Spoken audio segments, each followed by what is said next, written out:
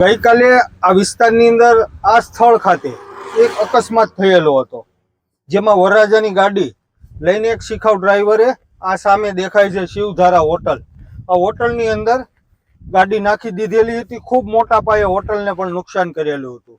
હજી આ ઘટનાની સિયાહી હજી તો સુકાઈ નથી. ત્યાં જ આપ જોઈ શકો છો કે આજે ફરી એકવાર આ જ સ્થળ ખાતે ફરી અકસ્માત થયેલો છે, જેમાં એક ટીવીએસ મોપેડ ચાલક હતા, વયોવૃદ્ધ, ખોખરા મહાદેવ ગામના જ હતા, બાવાજી વયોવૃદ્ધ, કે જેઓ પોતાની આ મોપેડ લઈને એક સાઈડ ચાલ્યા જતા હતા, પરંતુ બેફામ રીતે આવીને એક ફોર વ્હીલ ચાલક અકસ્માત કરે છે અને આ વયોવૃદ્ધને ખૂબ જ ગંભીર રીતે ઘાયલ થાય છે, ઈજાગ્રસ્ત થાય છે.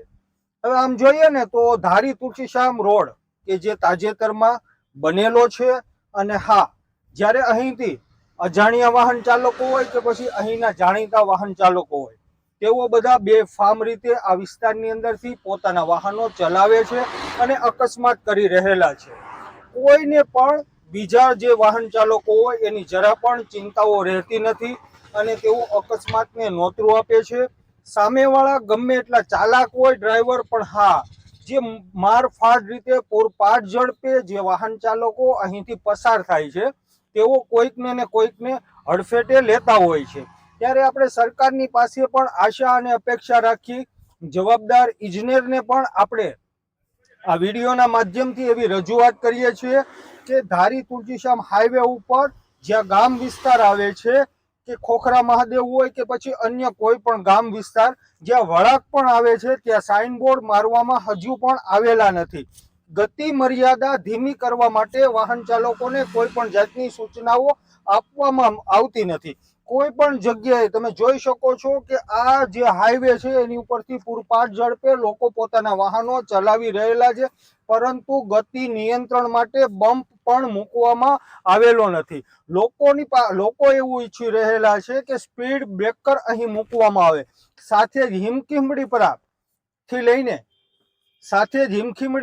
લઈને તાલુકા પંચાયત સુધીમાં જે સીસી રોડ બનાવવામાં આવેલો છે, આ સીસી રોડ ઉપર રોજિંદા 1, 2, 3 અકસ્માતો નાના મોટા થાય છે, લોકોના હાથ પગ ભાંગે છે, પરંતુ તંત્ર દ્વારા આ સીસી રોડ ઉપર પણ કોઈ પણ જાતનો સ્પીડ બ્રેકર મૂકવામાં આવતો નથી. સ્થાનિક લોકો દોડીને જાય છે અને જેનો અકસ્માતમાં જે લોકો ઈજાગ્રસ્ત થાય છે તેમને સારવાર માટે લઈ જાય છે. તમે પણ વિડીયોમાં સારી રીતે જોઈ રહેલા છો કે અત્યારે જે લાઈવ વિડીયો છે, લાઈવ વિડીયોમાં પણ આ રોડ અને રસ્તા ઉપરથી પૂરપાટ ઝડપે વાહન ચાલકો પોતાના વાહનો ચલાવી રહેલા છે અને અકસ્માતને નોતરું આપી રહેલા છે. ત્યારે આપણે તંત્રને ફરી એકવાર રજૂઆત કરીએ છીએ આ વિડીયોના માધ્યમથી કે જ્યાં ગામ આવે છે, જ્યાં વળાંક આવે છે, ત્યાં સાઇનબોર્ડ પણ મારવામાં આવે, સાથે સ્પીડ બ્રેકર પણ મૂકવામાં આવે, જેથી કરીને અકસ્માતની કોઈ ઘટના બને નહીં અને કોઈ ઈજાગ્રસ્તનું મોત પણ ન નીપજે.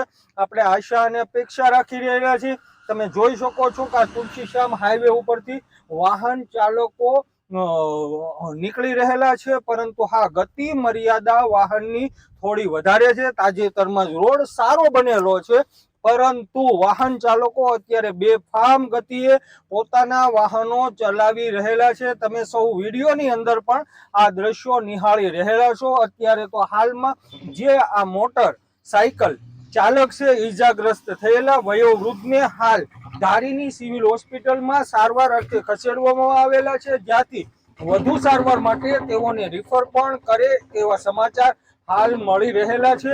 ફોર વ્હીલ ચાલકે આવીને આ મોટરસાયકલ ચાલક વયોવૃદ્ધને ઉડાડેલા છે.